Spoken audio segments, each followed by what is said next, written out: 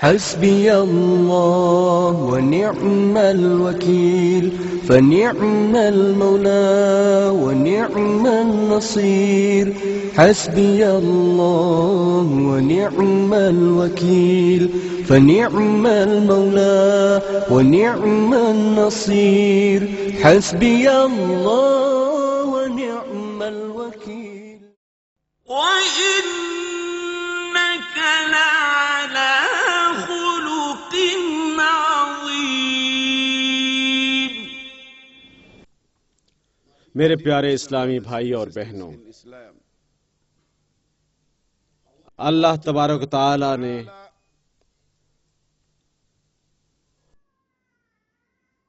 ہم مسلمانوں کو حکم دیا ہے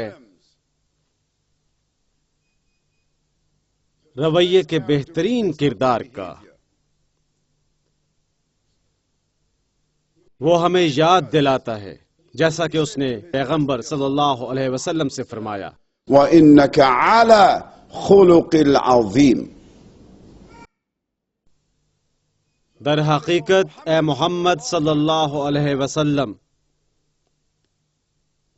تم قائم ہو شاندار مقام پر کردار کے۔ اور اللہ سبحانہ وتعالی نے فرمایا، لَقَدْ كَانَ لَكُمْ فِي رَسُولِ اللَّهِ أُسْوَةٌ حَسَنَةٌ لِمَنْ كَانَ يَرْجُو اللَّهَ وَالْيَوْمَ الْآخِرَ وَذَّكَرَ اللَّهُ كَثِيرًا۔ لہذا یقیناً تمہارے لیے ہے وہ جو ایمان لائے اللہ کے پیغمبر پر صلی اللہ علیہ وسلم، انسانی رویے کا اعلیٰ ترین معیار ہر کسی کے لیے،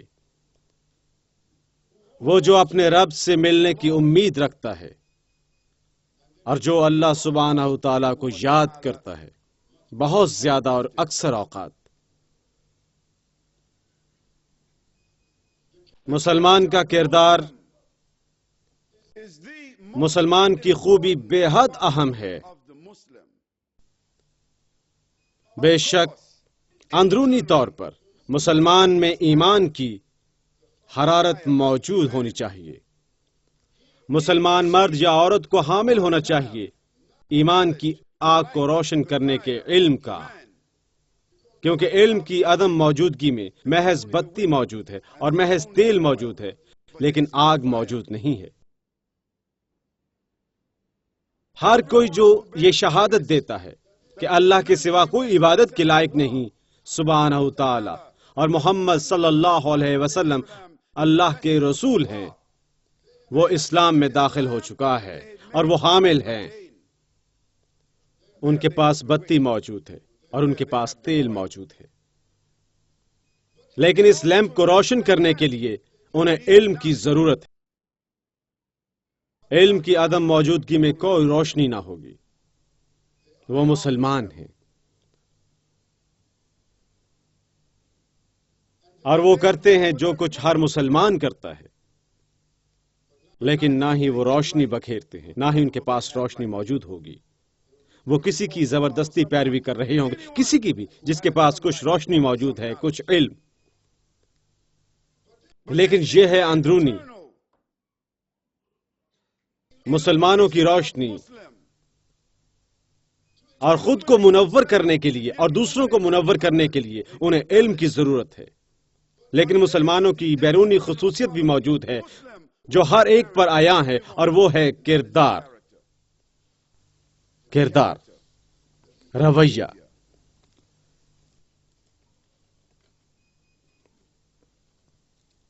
پیغمبر صلی اللہ علیہ وسلم کی اعلیٰ ترین طرز کی رسالت ان کا کردار تھا، اور بنی نوع انسانوں پر اس کے اثرات۔ وہ ان سے کیسے مخاطب ہوتے، کیسے تشریف فرما ہوتے تھے، وہ کیسے چلتے، کیسے بات کرتے تھے، کیسا لباس پہنتے، کیسے کھاتے، کیسے دیکھتے، جب وہ دراز ہوتے تو کیسے دراز ہوتے تھے، جب وہ کھاتے تھے وہ کیسے کھاتے تھے، جب وہ پیتے تھے کیسے پیتے تھے۔ وہ تناسب جو استعمال کیا جاتا ہے جب وہ غصے میں ہوتے وہ کیسے خود پر قابو رکھتے، جب خوش ہوتے تو اپنی خوشی کو بھی کیسے قابو رکھتے، وہ اپنے ہمسایوں کے ساتھ کیسا سلوک کرتے، اپنے بچوں کے ساتھ کیسا سلوک کرتے، اپنی بیوی کے ساتھ کیسا سلوک کرتے، اپنے دشمنوں کے ساتھ کیسا سلوک کرتے، وہ اپنا لباس کیسے پہنتے تھے، جب وہ تحفہ قبول فرماتے تو وہ تحفے سے نوازتے، حتیٰ کہ جب وہ جہاد کرتے ان کا اسلوب کیا تھا۔ یہ پیغمبر صلی اللہ علیہ وسلم کی رسالت کے روشن اور منور حصے ہیں جو تمام دنیا پر آیا ہیں، وہ تاریخ کے دستاویزات ہیں۔ اگر وہ نوعیت کو نہیں سمجھتے وحی کی، اگر وہ وحی کی نوعیت کو نہیں سمجھتے، اگر نہیں سمجھتے معتبر پن کو ان کے الفاظ کی، اگر وہ نہیں سمجھتے قرآن کی تفسیر، اگر نہیں سمجھتے قرآن کی تفسیر، وہ ایسے لوگ ہیں جو کفار ہیں۔ انہوں نے تحریر کیا تمام دنیا کے لیے پیغمبر صلی اللہ علیہ وسلم کا کردار، کیونکہ یہ ظاہر تھا، اس طرح ظاہر جس طرح سورج آسمان پر، وہی سورج جو آسمان پر موجود ہے آسٹریلیا میں، وہی سورج جو آسمان پر موجود ہے نیو یارک سٹی میں، اور اس سورج کا رد عمل دنیا کے لیے یکساں ہے۔ یہی وجہ ہے کہ اللہ سبحانہ وتعالیٰ نے فرمایا وَإِنَّكَ عَلَى خُلُقِ الْعَظِيمِ۔ جب اللہ سبحانہ وتعالیٰ فرماتا ہے کہ پیغمبر صلی اللہ علیہ وسلم کو تخلیق فرمایا گیا اور وہ کردار کے شاندار معیار کے حامل ہیں، اس کا مطلب ہے کردار کے حوالے سے ان سے بڑھ کر کوئی نہیں۔ جب اس نے فرمایا كَانَ لَكُمْ فِي رَسُولِ اللَّهِ أُسْوَةٌ حَسَنَةٌ، اس کا مطلب ہے یقیناً اللہ فرماتا ہے لقد، بے شک، یقیناً، شک سے بالا تر تمہارے لیے موجود ہیں اللہ کے پیغمبر صلی اللہ علیہ وسلم، جو اس قسم کے رویے کے مالک ہیں کہ اگر تم اس کی پیروی کرو گے تم بھی کردار کے شاندار معیار پر فائز ہو جاؤ گے۔ مسلمان کا کردار ہے مسلمان کا اہم ترین حصہ، نہ کہ صرف جو وہ کہے، نہ کہ صرف جو وہ پہنے،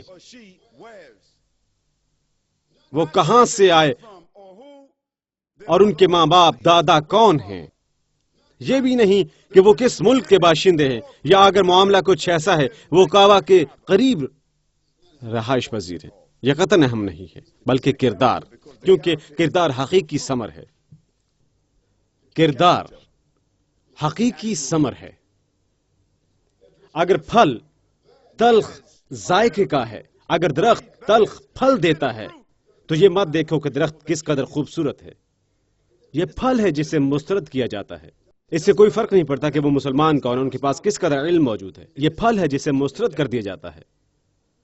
دنیا بھر میں محبت کی جاتی ہے مٹھاس بھرے پھل سے، اس سے فرق نہیں کہ یہ کس ملک سے آیا ہے، اہم یہ ہے کہ یہ پھل بے حد میٹھا، بے حد ذائقے دار ہے۔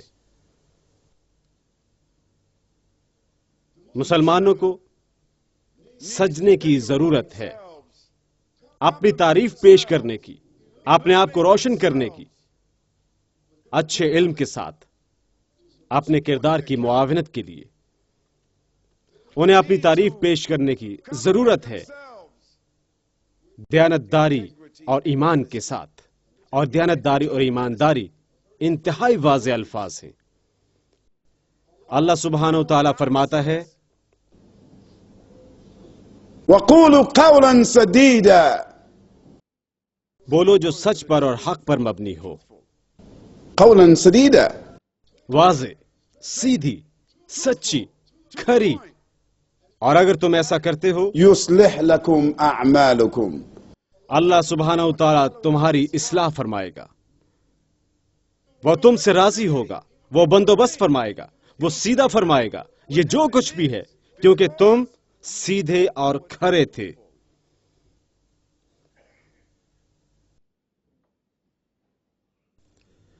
مسلمان کا کردار قابل اعتماد ہوتا ہے اور قابل انحصار۔ قابل اعتماد، وہ جو کچھ کہتا ہے وہ کرتا بھی ہے، اور وہ جو کہتا ہے اسے خاطر خواہ طریقے سے کرتا ہے، وہ جو کہتا ہے اسے کرتا بھی ہے، اور جو کچھ وہ کرتا ہے وہ اسے خاطر خواہ طریقے سے کرتا ہے۔ یہ شہرت ہے مسلمان کے کردار کی۔ مسلمانوں کو لازماً اچھے اخلاق کا ہونا چاہیے، اور سماجی کردار۔ اللہ کے پیغمبر صلی اللہ علیہ وسلم نے فرمایا، میں لان تان کرنے والا بن کر نہیں آیا، قسم کھانے والا، نازیبا الفاظ استعمال کرنے والا۔ جب وہ غصے میں ہوتا ہے نازیبا الفاظ استعمال کرتا ہے، کوئی شے ناموافق ہو تو الزام تراشی کرتا ہے، لان تان کرتا ہے، شکایت کرتا ہے، نازیبا زبان استعمال کرتا ہے، حتیٰ کہ وہ لوگ جو لان تان کے حقدار ہوتے ہیں یا مذمت کے، مسلمان کو اس رویے کا اظہار نہیں کرنا چاہیے۔ مسلمانوں کی ظاہری شکل و صورت اچھی ہونی چاہیے اور حفظان صحت کی جانب توجہ دینی چاہیے۔ جب پیغمبر صلی اللہ علیہ وسلم نے ایک شخص کو دیکھا ایسے بالوں کے ساتھ جو اس کے سر پر بکھرے ہوئے تھے، اس سے پوچھا، کیا تم کنگھی سے واقف نہیں؟ کنگھی کا استعمال کرو، اپنا حلیہ درست کرو۔ انہوں نے فرمایا کہ جمعے کے دن غسل کرو، عطر لگاؤ مردوں کے لیے، اور اپنا بہترین لباس پہنو، کیونکہ وہ چاہتے تھے کہ مسلمان جب وہ باہم اکٹھے ہوں ان سے اچھی خوشبو محسوس ہو، وہ اچھے دکھائی دیں۔ انہوں نے مردوں سے فرمایا، اپنی داڑیاں بڑھاؤ اور اپنی مونچھیں کاٹو، یہ حفظان صحت ہے۔ اپنے ناخن تراشو، اچھے اور عمدہ لباس پہنو۔ اللہ کے پیغمبر صلی اللہ علیہ وسلم نے فرمایا، یہ خیال کرو ہم کیسے دکھائی دیں، ہم لباس سے لاپرواہ نہ رہیں، جائز حدود سے تجاوز بھی نہ کریں، لیکن وہ چاہتے تھے کہ ہم صاف ستھرے رہیں اور ٹھیک ٹھاک رہیں اور عمدہ اور نفیس دکھائی دیں، لہٰذا لوگ جو تمہیں دیکھیں کہیں میں بھی ان جیسا مسلمان بننا چاہتا ہوں۔ اللہ کے پیغمبر صلی اللہ علیہ وسلم چاہتے تھے کہ ہم حامل بنیں سمجھ بوجھ اور احساس کے۔ اس کا مطلب ہے لوگوں کو سنا جائے، جب وہ بات کرتے ہیں انہیں سنا جائے، انہیں احساس دلایا جائے کہ آپ ان کے منہ سے نکلا ہوا ہر لفظ سن رہے ہیں، اور جو کچھ وہ کہہ رہے ہیں اس سے بڑھ کر اہم کچھ نہیں۔ بیان کیا جاتا ہے کہ جب لوگ پیغمبر صلی اللہ علیہ وسلم کی بارگاہ میں حاضر ہوتے ان سے کلام کرنے کے لیے، جب وہ ان کی جانب مڑتے ان سے کلام کرنے کے لیے اپنا تمام جسم ان کی جانب موڑ لیتے، اور لوگ ایسا محسوس کرتے تھے جیسا کہ ان کا یہاں موجود کسی دوسرے کے ساتھ کوئی تعلق نہیں ماں سوائے ان کے۔ یوں لوگوں پر اپنی خواہش کا اظہار فرماتے، اور وہ ہمیشہ ان کے ساتھ عمدہ گفتگو کرتے، انہیں ایک روشن مسکراہٹ عطا فرماتے ہوئے پوچھا کرتے کہ تم کیسے ہو، تم کیسا محسوس کرتے ہو، خواہ مسلمان ہو یا غیر مسلم۔ وہ لوگوں کے لیے نازیبا الفاظ استعمال کرنے والی ہستی نہ تھے، لوگوں پر گھورنے والی ہستی نہ تھے، لوگوں کے ساتھ بدکلامی کر کے انہیں دھتکارتے نہ تھے، خواہ مسلمان ہو یا غیر مسلم۔ وہ ہمیشہ دستیاب ہوتے اور وہ لوگوں کے مصائب محسوس کرتے، خواہ وہ بوڑھے تھے یا جوان۔ آپ صلی اللہ علیہ وسلم نے فرمایا، وہ مرد ہو یا عورت ہم میں سے نہیں ہے جو اپنے بڑوں کی عزت اور چھوٹوں پر شفقت نہیں کرتا۔ مسلمانوں کو صبر کا حامل ہونا چاہیے۔ اللہ سبحانہ وتعالی نے فرمایا، واستعینوا بالصبر والصلاة وإنها لكبيرة إلا على الخاشعين۔ صبر اور نماز سے مدد حاصل کرو، در حقیقت ان کے لیے مشکل کام ہے جو حامل ہے۔ بھائیوں مہربانی کر کے آگے آ جائیں، ان لوگوں کے لیے جگہ بنائیں جو آپ کے بعد آئیں گے انشاءاللہ۔ گھبرائیں نہیں، آپ کو زیادہ جگہ خالی کرنے کی ضرورت نہیں قطاروں کے درمیان۔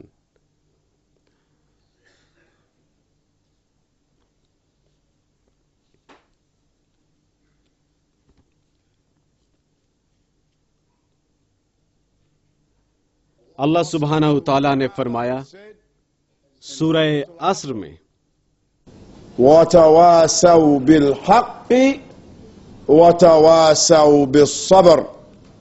اور سورہ بینہ میں فرمایا، وتواسوا بالصبر وتواسوا مرحما. مسلمان صابر ہے، قوت برداشت کا مالک، سمجھ بوجھ کا مالک اور حساس، خواہ جانور ہوں یا نوجوان یا بوڑھے، مسلمان ہوں یا غیر مسلم، پروقار رویے کا مظاہرہ کرتے ہوئے مسلمان ابلاغ کی مہارتوں کے حامل ہوتے ہیں، مرد یا عورت، کلام کا ہنر سیکھتے ہیں، وہ جہاں بھی ہوں۔ وہ مسلمان جو کسی دوسرے ممالک سے جاتے ہیں، آپ ان سے مطمئن نہیں ہوتے اپنے ہی لوگوں کے پاس بیٹھے ہوئے اور اپنی زبان سے گفتگو کرتے ہوئے، نہیں، آپ کو مثال پیش کرنی چاہیے ان لوگوں کی زبان جن کے پاس آپ ہیں، تاکہ آپ کا ان کا خیر مقدم کر سکیں، ان سے گھل مل جائیں، ان سے کلام کریں، انہیں سہولت فراہم کریں، کیونکہ ابلاغ دلوں کی کنجی ہے بنی نوع انسانوں کے لیے۔ اگر آپ چاہتے ہیں کہ لوگ آپ سے محبت کریں، آپ پر اعتماد کریں، احساس کریں، قبول کریں، آپ کو لازماً ان لوگوں کی زبان سیکھنی چاہیے۔ اللہ کے پیغمبر صلی اللہ علیہ وسلم نے ہمیشہ کسی کا تقرر فرمایا کہ جاؤ اور فلاں فلاں لوگوں کی زبان سیکھو تاکہ ہم انہیں جان سکیں۔ مسلمان کو قائل کرنے والے دلائل پیش کرنے چاہیے اور لوگوں کے لیے بیانات۔ قائل کرنے سے مراد چیخنا چلانا نہیں، غصہ دکھانا بھی مراد نہیں، بحث میں کامیابی حاصل کرنا بھی مراد نہیں، بحث مباحثہ کرنا اس کا یہ مطلب نہیں، بلکہ سنا جائے جو لوگ کہتے ہیں آپ اسے ہضم کریں، اس کے بعد آپ کہیں ٹھیک ہے یہ دلچسپ محسوس ہوتا ہے، لیکن میں آپ کے سامنے یہ بیان پیش کرتا ہوں، لہٰذا آپ انہیں سنیں اور ان کا احترام کریں، لیکن انہیں بتائیں کہ دیکھیں اللہ سبحانہ وتعالیٰ کیا فرماتا ہے، دیکھیں پیغمبر صلی اللہ علیہ وسلم کیا فرماتے ہیں، اس بارے میں سوچیں آپ کا کیا خیال ہے۔ ٹھیک ہے سنیں، اگر آج ہم متفق نہیں ہوتے ٹھیک ہے آپ کچھ نوش فرمائیں گے، شاید کل آپ سے ملاقات ہو، واپس آ کر کسی اور وقت بات کریں گے اور ان سے رخصت ہو جائیں۔ انہیں اچھے دلائل پیش کریں، سوچیں آپ سے کیا کہا جا رہا ہے، اسے نظر انداز نہ کریں، محض سنیں ہی نہیں کیونکہ آپ ان کی بات ختم ہونے کا انتظار کرنا چاہتے ہیں، اس کے بعد آپ بات کرنا چاہتے ہیں، نہیں، محتاط انداز سے سنیں وہ کیا کہتے ہیں، اور اگر آپ اسے مکمل طور پر نہ سمجھ سکے ہوں چالاک بننے کی کوشش نہ کریں، انہیں یہ کہیں میں مکمل طور پر نہیں سمجھ سکا آپ نے کیا کہا اور آج میرے پاس آپ کے لیے کوئی جواب موجود نہیں، لیکن انشاءاللہ کسی اور دن جواب دوں گا، ہم کل جہاں دوبارہ ملتے ہیں، کل کے بارے میں کیا خیال ہے، میرے گھر آنا کیسا رہے گا، مجھے اپنا فون نمبر دے دیں۔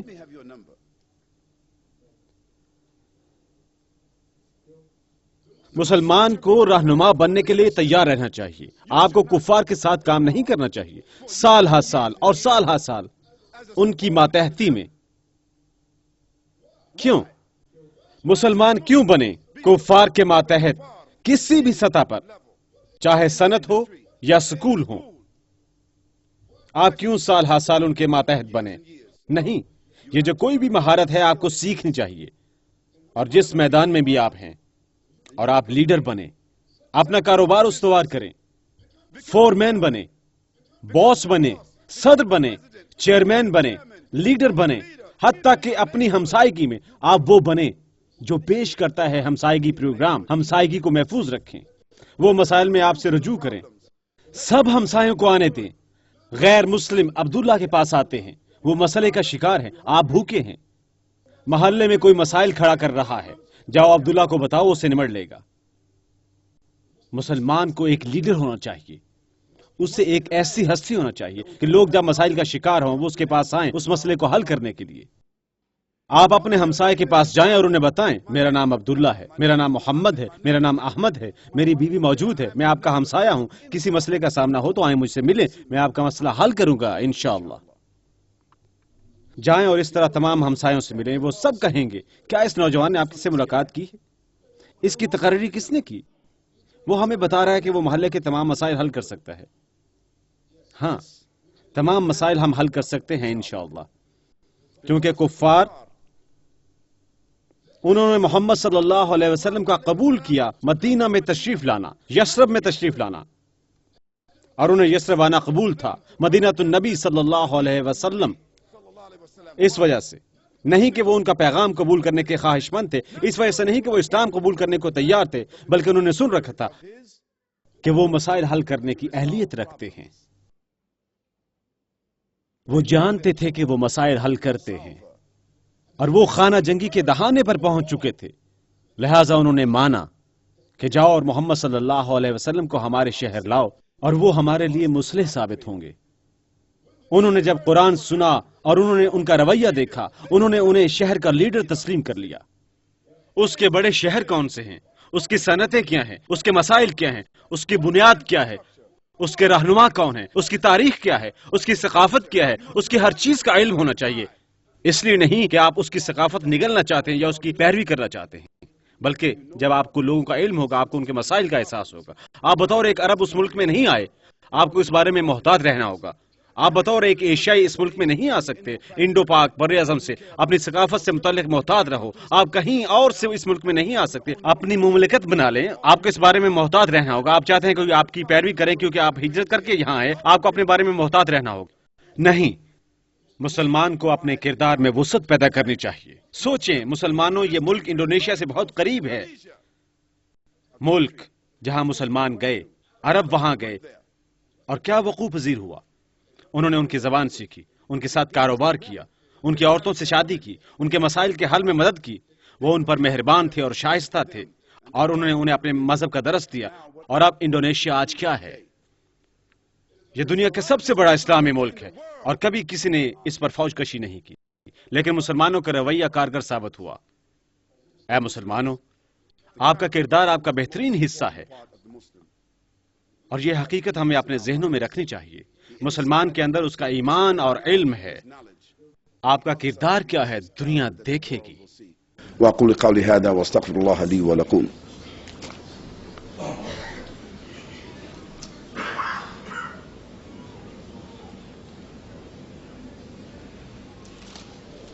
الحمد لله وكفى،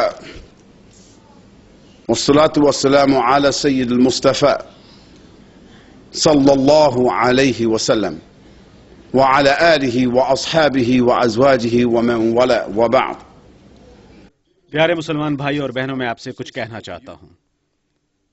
اللہ کے پیغمبر صلی اللہ علیہ وسلم نے فرمایا، وہ انتہائی بخیل ہے کہ میرا ذکر ہو اور وہ نہ کہے صلی اللہ علیہ وسلم جب وہ میرا تذکرہ کرے۔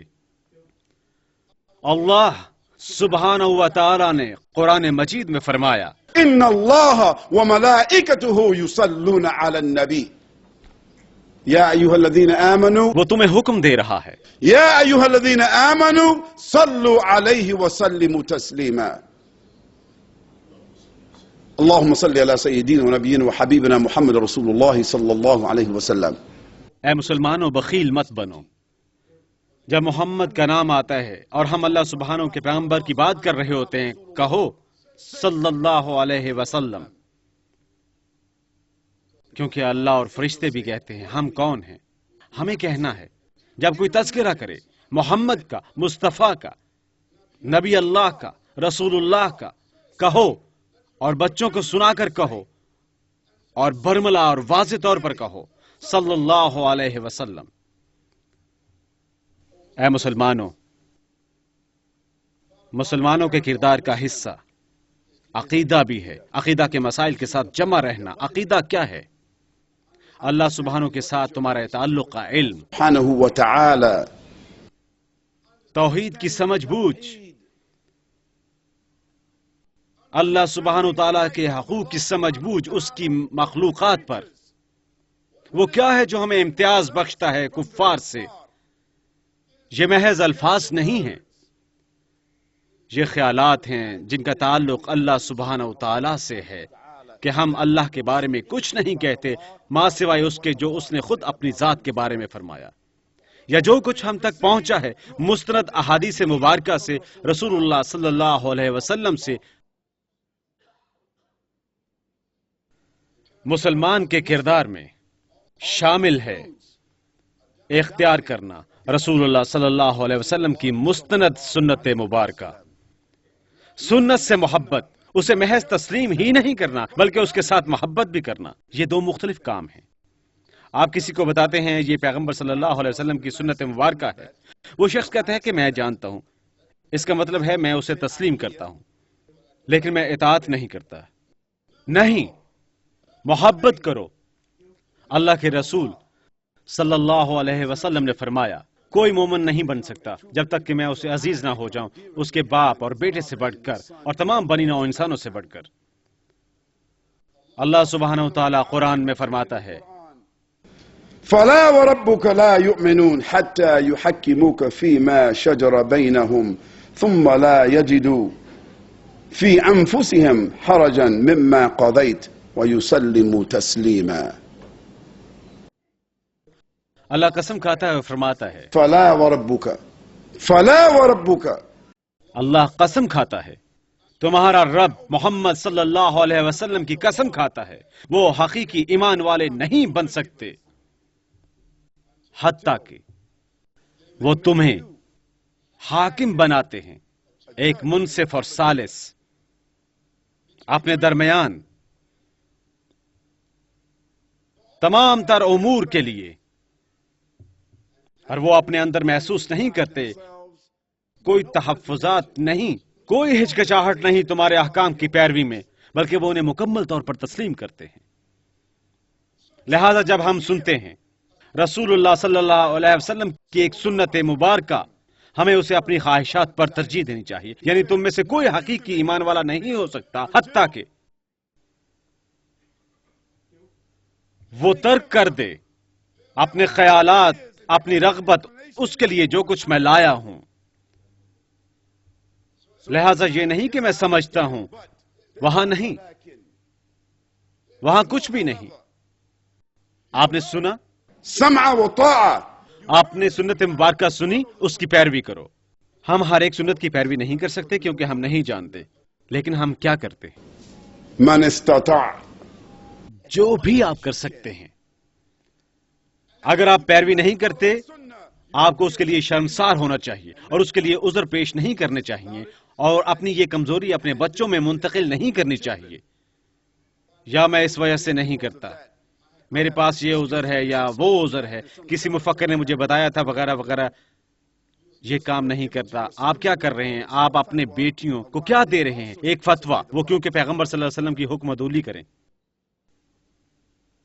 اے مسلمانوں، پیغمبر صلی اللہ علیہ وسلم کی سنت مبارکہ کے ایک حصے میں شامل ہے مسلمانوں کا لباس پہننا۔ یہ مطلب نہیں کہ آپ پگڑی باندھیں، یہ مطلب نہیں کہ آپ کو کوفی پہننا ہے، یہ بھی نہیں کہ آپ کو سعودی توپ پہننا ہے، نہیں، بلکہ اس کا مطلب ہے آپ کے لباس سے ظاہر ہو کہ آپ ایک مسلمان لگیں۔ کوئی ایسا لباس جسے دیکھ کر کوئی یہ جان سکے کہ آپ مسلم ہیں، اور آپ کے اور کفار کے درمیان نمایاں فرق ہے۔ لہذا آپ دیکھتے ہیں کہ کفار کیا لباس پہنتے ہیں، آپ ان کے لباس سے ہٹ کر لباس پہنیں۔ اگر آپ سمجھتے ہیں کہ آپ کا سوٹ اور ٹائی پہننی چاہیے، ضرور پہنیں، لیکن اگر آپ سوٹ اور ٹائی پہنیں گے بغیر کوفی کے اور داڑھی کے تو آپ کافر سے کیسے نمایاں ہو سکیں گے؟ آپ سوٹ اور ٹائی اور اوپر کوفی پہنیں۔ آپ کوئی ایسی چیز پہنے جو آپ کو نمایاں کرے۔ بے شک آپ کا کردار بہترین فرق نمایاں کرتا ہے، لیکن عام طور پر جب ہم باہر جھانکتے ہیں اور لوگوں کا کچھ ہجوم دیکھتے ہیں، مسلمانوں کی کوئی ایسی چیز ہونی چاہیے جو ان کا فرق نمایاں کرے۔ پیغمبر صلی اللہ علیہ وسلم نے فرمایا، ایمان والا وہ ہے جب تم اسے دیکھو تو وہ تمہیں خدا تعالیٰ کی یاد دلائے۔ وہ تمہیں اللہ سبحانہ کی یاد نہیں دلاتا اپنی حالت میں، نہیں، وہ آپ کو اللہ سبحانہ تعالیٰ کی یاد دلائے اپنے کردار سے اور اپنی ظاہری وضاقتہ سے۔ عورت بھی، ہم اپنے گھر کی ترتیب میں پیغمبر صلی اللہ علیہ وسلم کی سنت مبارکہ کی پیروی کر سکتے ہیں۔ ہمارا گھر کافر کے گھر کی مانند نہیں ہونا چاہیے۔ لہٰذا آپ کو گھر کے لیے گاڈ میگزین نہیں دیکھنا چاہیے، اپنے گھر کو اس جیسا بنانے کی کوشش کریں، نہیں، بذات خود سوچیں۔ صلاۃ کے ارد گرد اپنا گھر تعمیر کریں، صلاۃ کے ارد گرد اپنے گھر بنائیں، اور اپنے کنبے کے آرام کے لیے، جس کا مطلب کیا ہے، خواتین کے لیے ایک جگہ بنائیں تاکہ مرد خواتین کی جگہ پر نہ آ سکیں اور خواتین محفوظ رہیں اور وہ آرام دہ محسوس کریں۔ آپ کو اپنے گھر کے طور طریقے کفار جیسے نہیں رکھنے چاہیے۔ لہذا خواتین اور مرد ایک ہی دروازے سے آتے ہیں، وہ سب اکٹھے بیٹھ کر کھاتے پیتے ہیں، نہیں، یہ کفار کا طریقہ ہے۔ اپنے گھر کو ترتیب دیں پیغمبر صلی اللہ علیہ وسلم کی سنت کے عین مطابق۔ بے اعتدالی سے نجات پائیں، اسے سادہ بنائیں۔ آپ اپنے کلام کے حامل بنیں۔ آپ صلی اللہ علیہ وسلم نے فرمایا تطعم الطعام وتقرأ السلام من عرفت ومن لم تعرف. خوراک دو، دعوت دو اور دعوت قبول کرو، مدعو کرو اور دعوت کا جواب دو، خوراک پھیلاؤ، نیکی پھیلاؤ اور ہر کسی کو سلام کرو جس سے تم ملتے ہو۔ ٹھیک ہے ہم نہیں کرتے مرتد کافر کو سلام، السلام علیکم ورحمۃ اللہ وبرکاتہ. ہم یہ کافر کو نہیں کہہ سکتے۔ اگر کافر کہے السلام علیکم وعلیکم السلام. یا آپ اسے کہہ سکتے ہیں والسلام على من اتبع الهدى. ان پر اللہ کی رحمت ہو جو ہدایت کی پیروی کرتے ہیں۔ اللہ سبحانہ و تعالیٰ فرماتا ہے سلام کا جواب دو، کس کے ساتھ؟ وہ جو ایک مساوی ہے۔ لہذا اگر کوئی کافر آپ کو سلام کرتا ہے آپ کیا کہتے ہیں؟ کیا آپ کہتے ہیں وعلیکم؟ لیکن اگر وہ آپ کو سلامتی کہتا ہے آپ اسے سلامتی نہیں کہہ سکتے۔ سلامتی کا لفظ ان کے لیے نہیں، یہ صرف مسلمانوں کے لیے ہے اور اس میں کوئی حدیث موجود نہیں۔ سلامتی لفظ ہے تحفظ کا، حفاظت، ایمانداری، نیک نیتی۔ کوئی آپ کو سلامتی کہتا ہے آپ سلامتی نہیں کہہ سکتے، آپ کہتے ہیں وعلیکم۔ نہیں، اب ہم خصوصی سلام عطا کرتے ہیں مسلمانوں کے لیے، مخصوص سلام۔ پیغمبر صلی اللہ علیہ وسلم نے فرمایا السلام على من اتبع الهدى. سلامتی ہو ان پر جو ہدایت کی پیروی کرے۔